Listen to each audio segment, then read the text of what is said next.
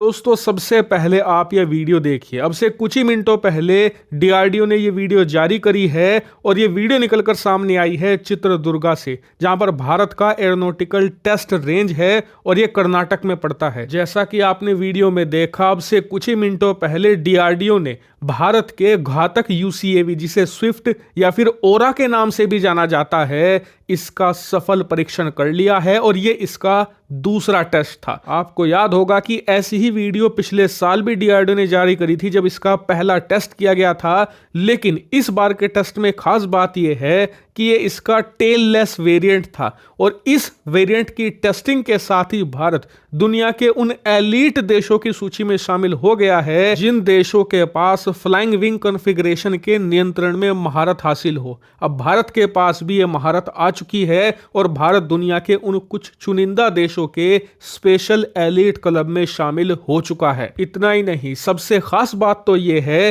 कि आज घातक यूसीएवी के टेस्ट के साथ ही भारत अपने पहले स्टेल्थ हथियार को पाने के एक कदम और करीब पहुंच गया है। जिन लोगों को नहीं पता, वर्तमान में ना तो भारत की थल सेना, ना नौसेना, ना वायुसेना, किसी के पास कोई भी प्रकार का स्टेल्थ हथियार नहीं है और ये बहुत ही ज्यादा बुरी बात है, क्योंकि भारत की सेना दुनिया में चौथी सबसे शक्तिशाली सेना कही जाती है और उसके पास दुनिया की सबसे एलीट टेक्नोलॉजी ना होना एक बहुत बड़ा ड्रॉबैक है। ऐसे में भारत जल्द से जल्द इस हथियार को बनाने में लगा हुआ है और इसी वजह से इसके टेस्ट फटाफट किए जा रहे हैं, क्योंकि जल्द से जल्द बनाकर इसे हमें सेना में शामिल करना है। और जिन लोगों को नहीं पता कि ये हथियार क्या कर सकता है, तो बस इतना समझ लो कि ये एक स्टेल्थ होगा। मतलब अगर ये पाकिस्तान की राजधानी इस्लामाबाद के ऊपर भी उड़ता रहेगा या फिर वहां पर जाकर मिसाइल भी गिरा आएगा, तो पाकिस्तान के पास कोई ऐसा मैकेनिज्म नहीं है, कोई ऐसा रडार या डिफेंस सिस्टम नहीं है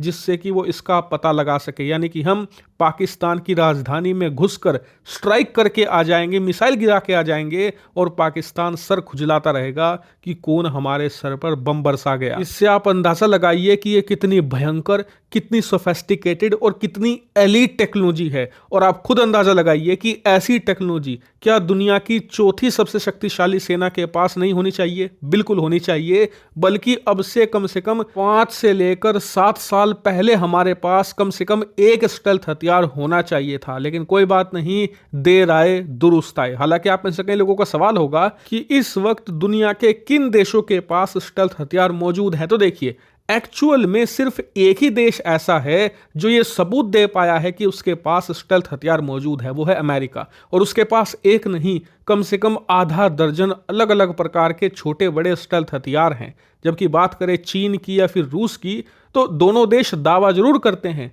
लेकिन अभी तक कोई ऐसा ये प्रॉपर सबूत नहीं दे पाए कि इनका जो हथियार है वो प्रॉपर स्टेल्थ है। क्योंकि दोनों देशों ने जो स्टेल्थ हथियार बनाए हैं, चाहे रूस हो जिसका SU-57 है, चाहे चाइना हो जिसका J-20 है, दोनों के हथियारों में बहुत ज्यादा फ्लॉज हैं, बहुत ज्यादा कमियां हैं। इसी वजह से वो प्रॉपर स्टेल्थ नहीं है और उन्हें अच्छे रडारों की मदद से आसानी से डिटेक्ट किया जा सकता है, पकड़ा जा सकता है। और इसीलिए भारत के पास ये एक बड़ा मौका है। अगर भारत जल्द से जल्द इस हथियार को बनाकर सेना में शामिल कर लेता है, तो अमेरिका के बाद हम दुनिया के दूसरे ऐसे देश होंगे जिसके पास स्टेल्थ हथियार होगा। हालांकि इस पूरे प्रोजेक्ट को मैं बहुत ही बारीकी से ट्रैक कर रहा हूं। जैसे इस पर कोई और बड़ी खबर आएगी मैं तुरंत आपको सूचित करूंगा। फिलहाल इस वीडियो में इतना ही। Thank you very much for watching video.